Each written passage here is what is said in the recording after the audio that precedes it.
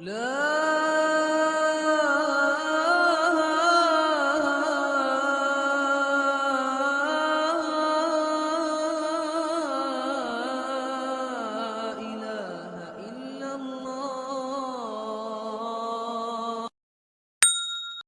دیں گے جو آخر میں جہنم سے نکل کر جنت میں پہنچا ہے۔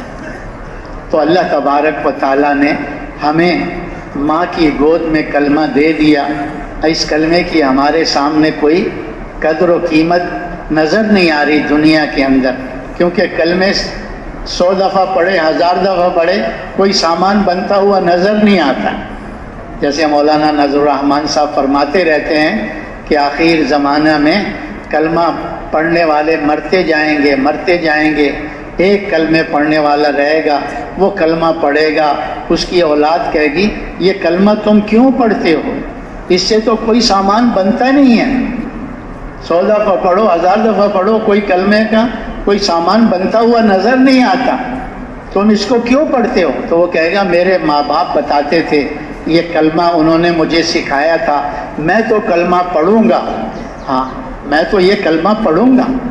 تو یہ کلمہ آج ہمیں اس کی قیمت کا اندازہ نہیں ہے، کیونکہ ہمیں مفت میں مل گیا، ماں کی گود میں مل گیا۔ فرمایا جس چیز پر آدمی کی جان مال وقت لگتا ہے اس چیز کی قدر و قیمت دل کے اندر آتی ہے۔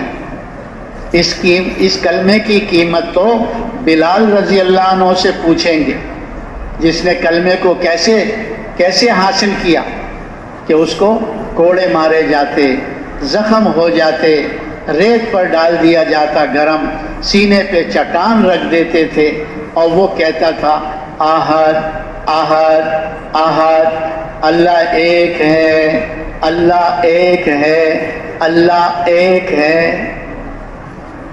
اس سے پوچھیں گے ہم یہ کلمے کی کیا قیمت ہے۔ حضرت خباب رضی اللہ عنہ سے پوچھیں گے کہ اس کلمے کی وجہ سے ان کو آگ کے انگاروں پر گھسیٹا جاتا تھا، ان انگاروں سے وہ جو کمر کی چربی ہے اور گوشت ہے خون ہے، اس سے وہ آگ کے انگارے بجھتے تھے۔ جنہوں نے کلمے پر لگایا، اس کلمے کی قدر و قیمت ان کے دل کے اندر تھی، وہ کلمے کی قدر و قیمت کو جانتے تھے۔ اس لیے ایک نصرانی بادشاہ نے مسلمانوں کی ایک جماعت کو گرفتار کیا، اس میں ایک صحابی بھی تھے۔ تو اس وقت میں اسلام پھیل رہا تھا، کلمہ پھیل رہا تھا، دین اسلام حضور صلی اللہ علیہ وسلم کا لایا ہوا دین پھیل رہا تھا۔ تو وزیروں نے بادشاہ کو کہا کہ اس جماعت میں، اس لشکر میں حضور صلی اللہ علیہ وسلم کا ایک شاگرد ہے، ایک صحابی ہے، اگر اس کو کسی طریقے سے مرتد بنا لو، اسلام سے نکال لو اور اپنے دین، اپنی عیسائیت میں، نصرانیت میں اس کو لے آؤ، تو یہ جو اسلام پھیل رہا ہے یہ پھیلنا رک جائے گا۔ نصرانیت جو ہمارے لوگ عیسائی مسلمان ہو رہے ہیں، ہم اس صحابی کو دکھائیں گے کہ یہ حضور کا شاگرد ہے، اس نے دین اسلام کو چھوڑ دیا ہے، کلمے کو چھوڑ دیا ہے حضور کے لائے ہوئے۔ اگر دین اسلام سچا ہوتا تو یہ حضور کا شاگرد دین اسلام کو نہ چھوڑتا۔ تو صحابی کو بلایا تو بادشاہ نے لالچ دی، کیونکہ پہلے دین سے ہٹانے کے لیے لالچ دیا جاتا ہے، دین سے دور کرنے کے لیے لالچ دیا جاتا ہے، یہ کفر کی سازش ہے۔ تو اس صحابی کو کہا اس بادشاہ نے کہ اپنی بیٹی بھی تجھے نکاح میں دوں گا اور اپنی آدھی سلطنت بھی تجھ کو دوں گا، تو دین اسلام کو چھوڑ لے، ہماری نصرانیت دین کو قبول کر لے، عیسائیت مذہب کو قبول کر لے۔ تو اس صحابی نے کہا اگر پوری بادشاہت بھی دے دے اور ساری بچیاں تو میری شادی نکاح میں کر دے، اور اتنا کہے کہ آنکھ بند کروں تو اسلام سے نکل جاؤں اور دوبارہ آنکھ کھولوں تو اسلام میں، یعنی پلک جھپکنے تک اتنی دیر کے لیے بھی میں اسلام کو چھوڑنے کے لیے تیار نہیں۔ تو پھر کافر دوسرا حربہ کیا استعمال کرتے ہیں؟ ڈراتے ہیں، دھمکاتے ہیں. تو اس صحابی کو بھی کہا کہ لے جاؤ اس کو، کھڑا کرو اور اس کو تیر چلاؤ، دائیں بائیں آگے پیچھے، مارنا نہیں، اس کو ڈرانا ہے تاکہ خوف زدہ ہو کر ہمارے مذہب کو اختیار کر لے. تو وہ کہاں ڈرنے والا تھا؟ ہاں جی، وہ تو یہی چاہتے تھے کہ ہماری جان اللہ پہ قربان ہو جائے، اللہ کے دین پہ قربان ہو جائے. ہاں جی، شہادت سے بڑا اور کون سا مرتبہ ہے جو ہمیں ملنا ہے؟ سب سے مبارک موت، سب سے اعلیٰ موت وہی ہے جو اللہ پہ قربان ہو جائے، اللہ کے دین پہ قربان ہو جائے. شہادت کی موت سے بڑھ کر اور کوئی درجہ نہیں ہے موت میں. تو جب دیکھا یہ ڈر نہیں رہا ہے تو بادشاہ کو بتایا. بادشاہ نے کہا کہ اس کے لشکر میں سے، اس کی جماعت میں سے ایک کڑھائی گرم کرو، پانی اس میں ابالو اور اس کے ایک ساتھی کو پکڑ کے اس کڑھائی میں پھینک دو اس کے سامنے. تو انہوں نے ایسے ہی کیا، کڑھائی گرم کی، پانی ابلنے لگا، ان کے جماعت میں سے ایک ساتھی کو اٹھا کے انہوں نے کڑھائی میں پھینک دیا. وہ بیچارہ تو ایک دم سارا بدن گیا اور ابل کے اور پھٹ گیا، ٹکڑے ٹکڑے ہو گیا، روح پرواز کر گئی. یہ کھڑے دیکھ رہے تھے، اس کی آنکھوں میں آنسو آ گئے. اس کی آنکھوں میں کیا آ گئے؟ آنسو آ گئے. تو بادشاہ کو بتایا ڈر گیا ہے، موت سے ڈر گیا ہے. بادشاہ نے کہا جلدی لے کر آؤ میرے پاس، جلدی لے کر آؤ. تو جب وہ لے کر گئے تو بادشاہ نے کہا میں نے جو پہلے وعدہ کیا ہے، آدھی حکومت دوں گا، بیٹی تجھے دوں گا، تو اسلام کو چھوڑ دے، نصرانیت اختیار کر لے. تو اس صحابی نے کہا میرا بھی پہلا ہی جواب ہے جو میں نے پہلے تم کو دے دیا ہے کہ تم کہو پلک جھپکے آنکھ بند ہو میں اسلام سے نکل کر نصرانیت میں آ جاؤں، اور جب آنکھ دوبارہ کھولوں تو پھر اسلام میں آ جاؤں.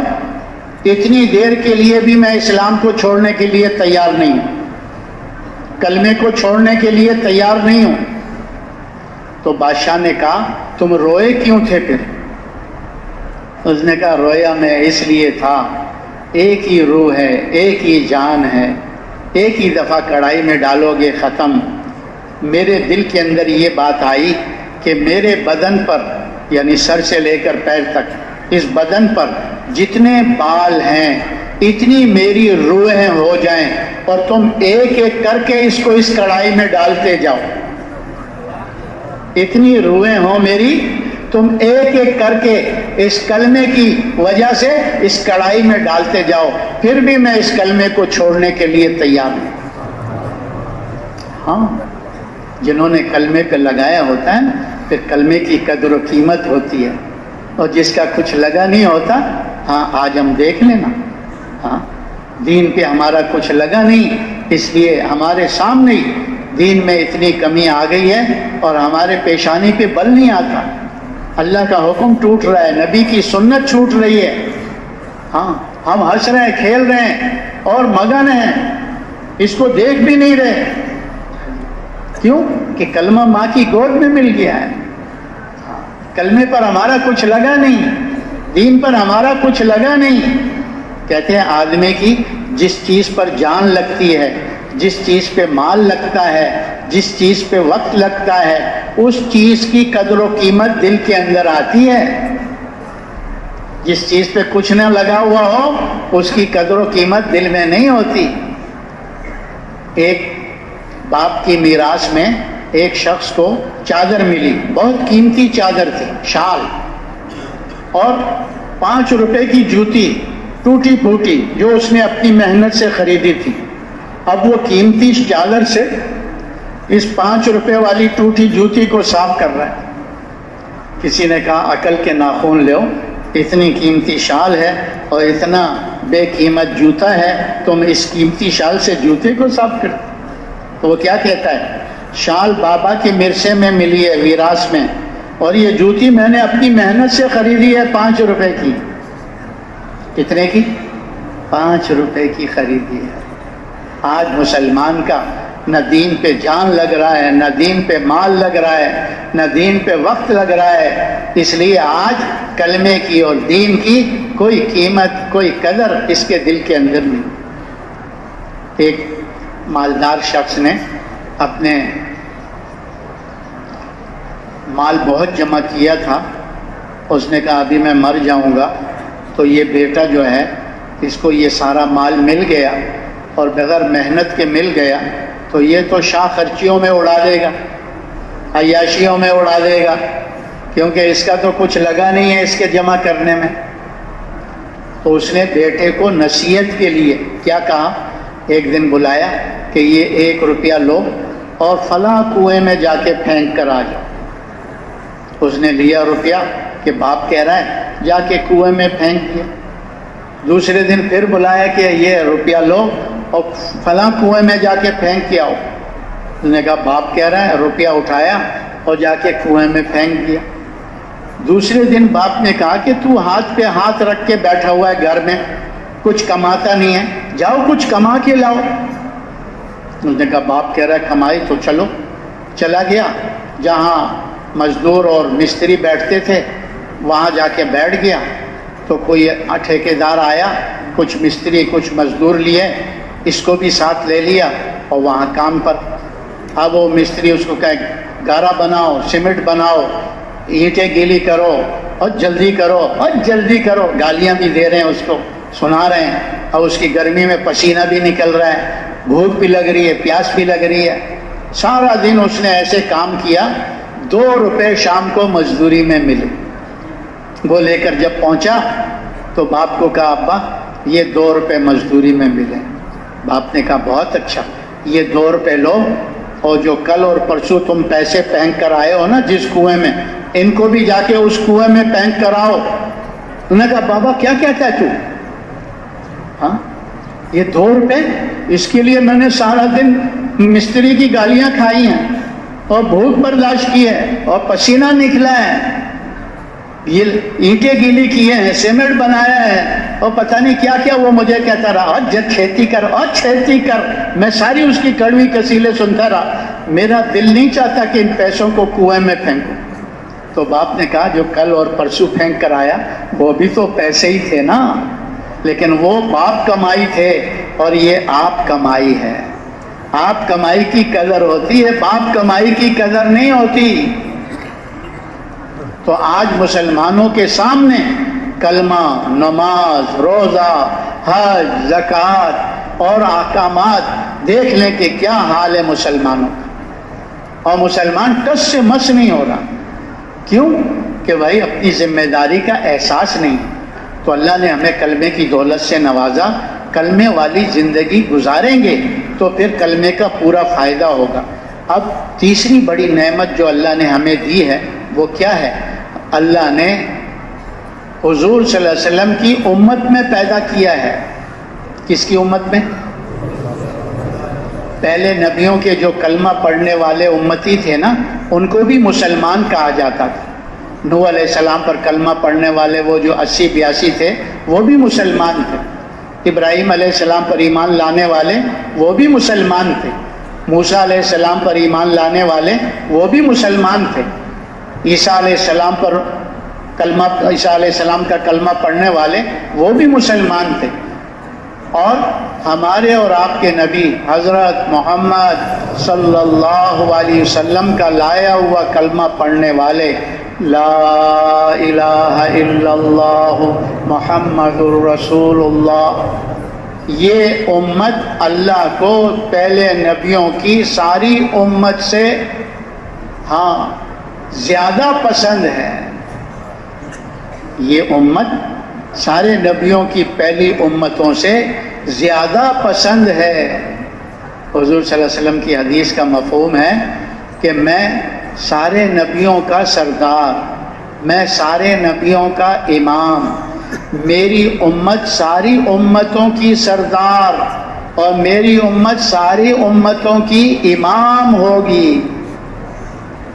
فرمایا اللہ تبارک و تعالی میری امت تو آئی سب سے آخر میں ہے، لیکن کل جنت میں سب سے پہلے میری امت داخل ہوگی۔ مفہوم ایسے ہے کہ جنت حرام ہے سارے نبیوں پر جب تک سب سے پہلے میں نہ داخل ہو جاؤں. جب میں داخل ہوں گا پھر باقی نبی داخل ہوں گے. اور جنت حرام ہے ساری امتوں پر پہلی جب تک میری امت سب سے پہلے جنت میں داخل نہ ہو جائے، اس کے بعد باقی نبیوں کی امتیں جنت میں داخل ہوں. کہ آئی تو میری امت سب سے آخر میں ہے لیکن جائے گی سب سے پہلے جنت. اب یہ جو فضیلت اللہ نے اس امت کے بارے میں آسمانی کتابوں میں پہلے نبیوں کو بتایا، تورات میں، انجیل میں، زبور میں، کہ امت آنے والی ہے جن کو ہم نبیوں والے فرائض دیں گے، نبیوں جیسے نوافل ملیں گے. ہاں، ان کے چہرے کا نور نبیوں کے چہرے کے نور کی طرح ہوگا.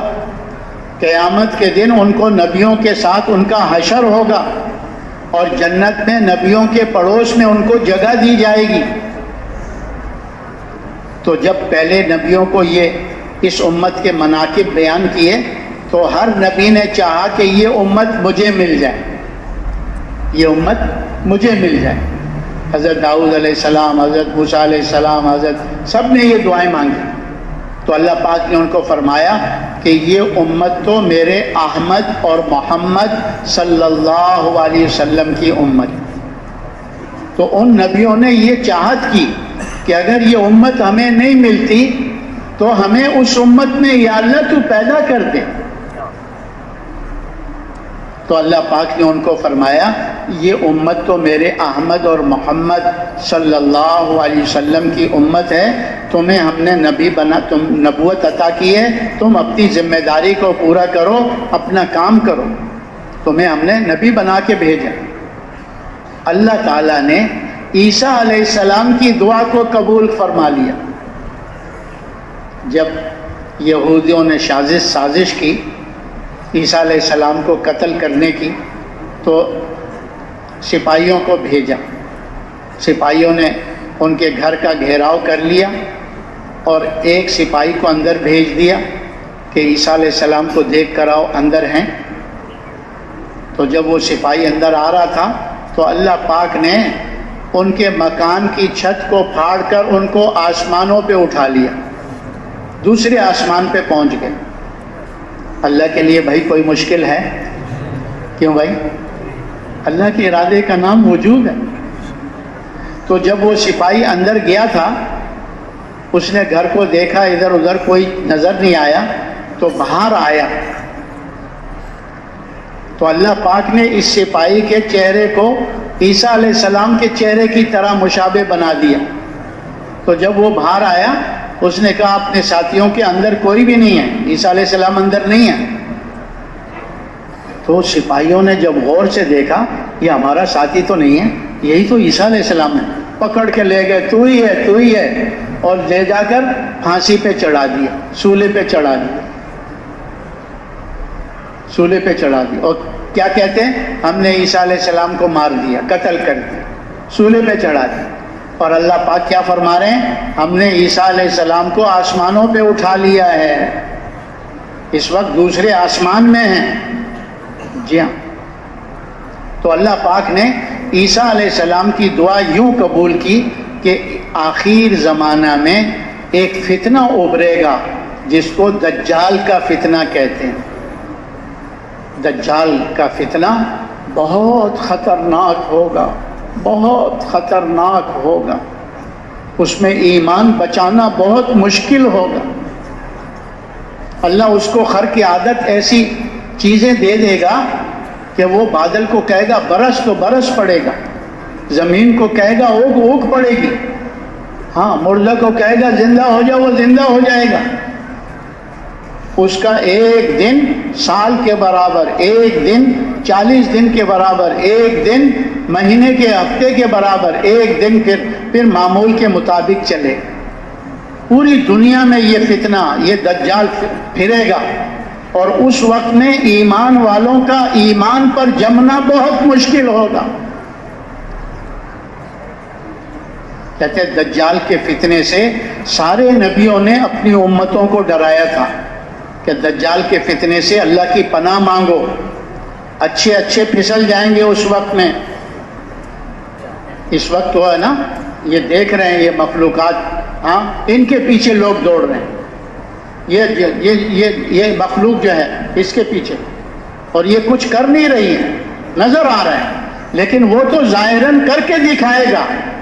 وہ ایسا مداری ہوگا، ایسا شعبدہ باز ہوگا، اس وقت میں اپنے ایمان کو بچانا بہت مشکل ہوگا. کہتے ہیں ایک مومن کو وہ کہے گا کہ تو مجھے مان، مجھے خدا مان، تو وہ کہے گا نہیں میں تجھے خدا نہیں مانتا. کہتے ہیں تلوار سے اس کے 2 ٹکڑے کر دے گا، 2 ٹکڑے یوں تقسیم ہو جائیں گے، پھر اس کے لاش کے درمیان میں سے چلے گا اور پھر کہے گا اٹھ جا، وہ زندہ ہو جائے گا. کہے گا دیکھو میں نے تجھے مارا اور پھر تجھے میں نے زندہ کیا، اب تو تو مجھے مان لے میں خدا ہوں. تو وہ مومن کہے گا میرے نبی کی بات مجھ تک پہنچی ہے کہ دجال ایک مومن کے ساتھ ایسا کرے گا کہ اس کو مارے گا اور پھر زندہ کرے گا، تو وہ میں ہی ہوں. اب تو میرا پکا یقین ہو گیا کہ تو کانا دجال ہے. تو کون ہے؟ کانا دجال ہے. کہتے ہیں اس کے بعد اللہ اس کی یہ چیزیں سلب کرتا چلا جائے گا. تو اللہ پاک اس فتنے کو مٹانے کے لیے عیسیٰ علیہ السلام کو دوسرے آسمان سے اتاریں گے.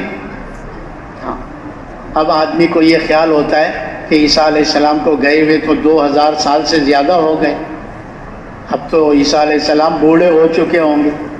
2000 سال کا تو کافی عرصہ ہوتا ہے.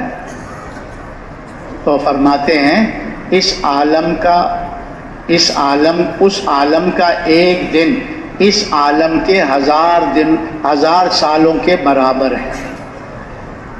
اس عالم کا ایک دن اس عالم کے 1000 سالوں کے برابر ہے. تو 2000 سال 2 دن بنتے ہیں ان کی آخرت کے اعتبار سے. کتنے دن بنتے ہیں بھائی؟ تو 2 دن میں آدمی بوڑھا ہو جاتا ہے. بولو بولو. ہاں. تو عیسیٰ علیہ السلام کو فرشتے اتار کر دمشق کی جامع مسجد کے مینار پر اتاریں گے. دمشق کی جامع مسجد، ہاں شام کے اندر، اس مسجد پہ اتاریں گے مینار پر. وہاں سے پھر ان کو مسلمان سیڑھی لگا کر نیچے مسلمانوں کی جماعت اپنے امام کے ساتھ، خلیفہ کے ساتھ مسجد میں صفیں درست کر رہے ہوں گے. عصر کی نماز کا وقت ہوگا تو امام کہیں گے کہ حضرت تشریف لائیے، نماز پڑھائیے. تو عیسیٰ علیہ السلام فرمائیں گے میں حضور صلی اللہ علیہ وسلم کا امتی بن کر آیا ہوں اور حضور کے امام کے پیچھے میں نے نماز پڑھنی ہے. میں حضور صلی اللہ علیہ وسلم کا امتی بن کے آیا ہوں. تو چونکہ عیسیٰ علیہ السلام کی پیدائش بھی خیر کے عادت ہوئی ہے، اللہ نے بغیر باپ کے پاک مریم سے اللہ نے عیسیٰ علیہ السلام کو پیدا کیا. اللہ نے اپنی قدرت کو دکھایا. ہاں جی. آدم علیہ السلام کو بغیر ماں باپ کے پیدا کیا، عیسیٰ علیہ السلام کو اللہ نے بغیر باپ کے پیدا کیا اور بتایا ہم ہر چیز پر قدرت رکھتے ہیں. ہم ہر چیز پر کیا رکھتے ہیں؟ اللہ پاک کے نام، ارادے کا نام وجود ہے. ہاں. تو عیسیٰ علیہ السلام کی پیدائش خر کی عادت ہوئی ہے.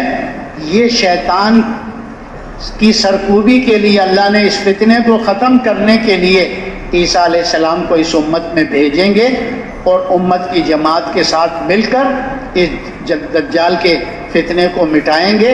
کہتے ہیں جب دجال کو پتہ چل گیا کہ عیسیٰ علیہ السلام آ گئے، بھاگے گا.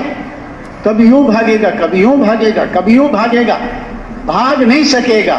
عیسیٰ علیہ السلام پیچھے پیچھے پیچھے پیچھے. جہاں عیسیٰ علیہ السلام کی سانس اس سے جا کے ٹکرائے گی وہیں جا کے وہ ڈھیر ہو جائے گا. عیسیٰ علیہ السلام کی سانس میں اتنا اللہ پاک نے اثر رکھا ہوگا، جہاں اس ظالم کو لگے گا وہیں ڈھیر ہو جائے گا اور دجال کا فتنہ ختم ہو جائے گا. پھر عیسیٰ علیہ السلام ہاں حضور کے امتی بن کر حضور کی محنت کو کرتے ہوئے کیا کریں گے؟ صلیب کو توڑ دیں گے. جو صلیب ہے نا نشان ان کا، اس کو توڑ دیں گے. ساری دنیا میں صلیب کا نشان ٹوٹ جائے گا. خنزیر کو قتل کر دیں گے. ساری دنیا میں صرف حضور صلی اللہ علیہ وسلم کا لایا ہوا دین اسلام ہوگا، باقی سارے ادیان ختم ہو جائیں گے. باقی سارے ادیان ختم ہو جائیں گے. تو میرے بھائیوں، اس امت میں آنے کے لیے ہاں نبیوں نے دعائیں کی، اور اللہ نے ہمیں ماں کی گود میں اس امت میں پیدا کر دیا. تو ہمیں اللہ کا کتنا شکر ادا کرنا چاہیے. تو زبان سے بھی کہنا چاہیے کہ اللہ تیرا شکر ہے، انسان بنایا، مسلمان بنایا، حضور کا امتی بنایا، اور پھر اس سے بڑھ کر حضور کے کام کے لیے اللہ نے ہمیں قبول کیا، اپنے راستے میں نکلنے کی توفیق عطا فرمائی. اس راستے کی ایک صبح ایک شام دنیا و ما فیہا سے افضل اور بہتر. ایک انسان کو اللہ پاک ساری دنیا دے دے، ساتوں آسمان ساتوں زمین، جو کچھ اس کے اندر ہے سب اس کو دے دے، اور ایک کو اللہ پاک اس راستے کی ایک صبح یا ایک شام لگانے کی توفیق عطا فرمائے. یہ ایک صبح یا ایک شام والا افضل اور بہتر ہے، اس لیے کہ ساری دنیا ختم ہو جائے گی، اور یہ ایک صبح یا ایک شام ہمیشہ باقی رہے. کیا رہے گا بھائی؟ اور یہ دنیا کی قیمت تو اللہ کے نزدیک مچھر کے پر کے برابر بھی نہیں. اگر ساری دنیا کی قیمت اللہ کے نزدیک مچھر کے پر کے برابر ہوتی، ایک کافر کو ایک گھونٹ پانی پینے کے لیے اللہ نہ دے. ہاں تو دنیا مافیا سے کیا مقصود ہے؟ اس حدیث میں فرمایا جو نفلی عبادتیں ہو رہی ہیں نا، اس کا نفلی عبادتوں کا شخصی فائدہ ہوتا ہے. جو نفل نماز پڑھتے ہیں اس کو اجر ملتا ہے، جو نفل روزہ رکھتے ہیں اس کو ثواب ملتا ہے، جو نفل زکوٰۃ صدقات دیتا ہے، حج عمرہ کرتا ہے نفلی، تو اس کو ثواب ملتا ہے. یہ تو ایک صبح یا ایک شام جو اللہ کے دین کی فکر میں لگایا تھا کہ اللہ کا دین ساری دنیا میں زندہ ہو اور حضور کا ایک ایک امتی جہنم سے بچ کر جنت میں جانے والا ہو. ہاں کہتے ہیں یہ ایک صبح یا ایک شام اس ساری نفلی عبادت سے افضل اور بہتر، کہ اس کا اثر سارے عالم پہ اللہ ڈالتے ہیں، اس کا فائدہ سارے انسانوں کو پہنچتا ہے، ساری مخلوقات کو پہنچتا ہے. کیونکہ ایک روایت میں آتا ہے کہ اللہ نے جو علم نازل کیا ہے دین کا، اس کو سیکھنے کے لیے جو نکلتے ہیں ان کے لیے ساری مخلوقات دعائیں مغفرت کرتی ہے. آسمانوں میں فرشتے، ہواؤں میں پرندے، جنگلوں میں درندے، جی ہاں، اور بلوں میں چیونٹیاں، سمندروں میں مچھلیاں، ان کے لیے دعائیں مغفرت کرتی ہیں. اور کیوں کرتی ہیں؟ کہ اللہ تبارک و تعالیٰ نے اس کائنات کے نظام کو انسانوں کے اعمال کے ساتھ جوڑا ہے. انسانوں کے اعمال جیسے اللہ کی بارگاہ میں جاتے ہیں ویسے آسمان سے فیصلے آتے ہیں. ہاں اگر اس علم کے مطابق یہ انسان عمل کر رہا ہے جو اللہ نے نازل فرمایا ہے، تو پھر اللہ راضی ہو کر حالات بھی ایسے اچھے لاتے ہیں جس سے انسان چین، سکون، اطمینان، راحت اور عافیت کے ساتھ دنیا میں زندگی گزارتا ہے. اور اگر اس علم کے مطابق نہیں ہوتے تو پھر اللہ دنیا کی زندگی کو تنگ کر دیتا ہے. جب انسانوں کے برے اعمال اللہ کی جب اچھے اعمال جاتے ہیں تو وقت پہ بارشیں ہوتی ہیں، سرسبزہ ہوتا ہے، انسانوں کو بھی وافر مقدار میں روزی مل جاتی ہے، جانوروں کو بھی روزی مل جاتی ہے، چارہ، پانی، دانہ. جی ہاں. اور جب انسانوں کے اعمال اس علم کے مطابق نہ ہوں، اللہ کے دین کے مطابق، اللہ کے احکامات اور سنت، حضور کی سنت کے مطابق نہ ہوں، تو اللہ بارشوں کے نظام کو روک لیتے ہیں، قحط سالی ہو جاتی ہے، انسان بھوک سے مرتے ہیں. جی ہاں، بھوک سے مرتے ہیں. اور صرف انسانی بھوک سے مرتے ہیں یا اور جانور بھی بھوک سے مر جاتے ہیں؟ بولو بھائی بولو. اور جانور بھی بھوک سے مر جاتے ہیں. انسانوں کے برے اعمال پر کہیں زلزلہ آ جائے تو انسانوں کی آبادی تو گرتی ہے، وہ اس میں دب کے مرتے ہیں.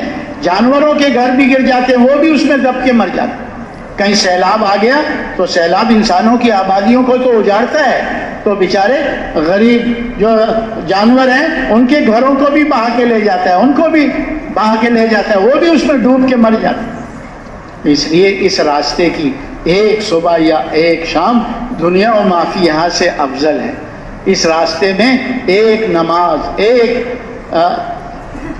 تسبیح کروڑوں نمازوں، کروڑوں تسبیحوں کا اللہ پاک اجر و ثواب دے. 1 روپیہ اپنے کھانے کرائے پہ لگایا ہے، اپنے کھانے کرائے پہ لگایا ہے، اس 1 روپے لاکھوں روپے صدقے کا ثواب دے. لاکھوں روپے. جی ہاں. اور اس راستے میں انسان کے بدن پر جو یہ گرد و غبار مٹی لگتی ہے، کہتے ہیں جہنم کی آگ تو درکنار، اس جسم پر جہنم کا دھواں بھی اللہ حرام کر دیں گے. یہ کوئی معمولی راستہ نہیں ہے، بہت اونچا راستہ ہے. تو اللہ پاک ہمیں عملی طور پر اس نعمت کا شکر ادا کرنے کی توفیق نصیب فرما دے. اب ہم نکلے تو ہیں جی، اور بہت سے ایسے ہیں 4 مہینوں میں چل رہے ہیں. اللہ ان کا نکلنا قبول فرمائے، کیونکہ پہلا قدم تو ہے ہی 4 مہینے. 4 مہینے لگا کے سیکھنا ہے، اور پھر بڑے کہتے ہیں ساری زندگی، باقی ساری زندگی اس کام کو کرنا ہے. اور کیسے کرنا ہے؟ کرتے کرتے مرنا ہے، اور مرتے مرتے کرنا ہے. کیوں بھائی، اس کے لیے تیار ہیں؟ اب اس میں بہت سے ایسے ساتھی ہیں جن کے ابھی تک 4 مہینے نہیں لگائے، چلے کے بعد واپس جانا چاہ رہے ہیں. 20 دن کے لیے آئے واپس جا رہے ہیں، 10 دن کے لیے آئے واپس جا رہے ہیں، 3 دن کے لیے آئے واپس جا رہے ہیں. تو بھائی اس وقت بڑھانا آسان ہے. ہمت کر کے کھڑے ہو جاؤ کہ ہم نے چلے سے 20 دن سے، 10 دن سے، 3 دن سے 3 چلے کر دیے ہیں. انشاءاللہ 3 چلے پورے کر کے جائیں گے. کھڑے ہو جاؤ، کھڑے ہو جاؤ، کھڑے ہو جاؤ. ماشاءاللہ ماشاءاللہ. 3 چلے سے پہلے نہیں جائیں گے، 3 چلے پورے کر کے جائیں گے. اور کھڑے ہو جاؤ، اور کھڑے ہو جاؤ. بہت سے ساتھی بیٹھے ہوئے ہیں ابھی تک جنہوں نے ابھی تک 3 چلے نہیں کیے، اور شیطان دھوکے میں ڈالتا ہے ابھی نہیں، آئندہ سال، آئندہ سال. کیوں بھائی؟ آئندہ سال کا پتہ ہے؟ نہ کل کی خبر نہ پل کی خبر. کیوں بھائی؟ پل کی خبر ہے. ہاں، اس لیے اسی کو غنیمت سمجھے. اب دل میں تو اللہ ڈال رہا ہے، لیکن تھوڑی سی جھجک ستا رہی ہے. جب کھڑے ہو جائیں گے تو شیطان کی کمر ٹوٹ جائے گی. ہمارے بڑے کہتے ہیں نا، اٹھ باندھ کمر کیا ڈرتا ہے، پھر دیکھ خدا کیا کرتا ہے. کھڑے ہو جاؤ، کھڑے ہو جاؤ. ماشاءاللہ. کوئی بھی ایسا ساتھی بیٹھا ہوا نہ ہو جو 3 چلے پورے کرنے سے پہلے جا رہا ہو. کھڑے ہو جاؤ، کھڑے ہو جاؤ. ماشاءاللہ. اور شیطان کہتا ہے اب تو تیرے چلے کے خرچہ تھا وہ ختم ہو گیا. اللہ اکبر،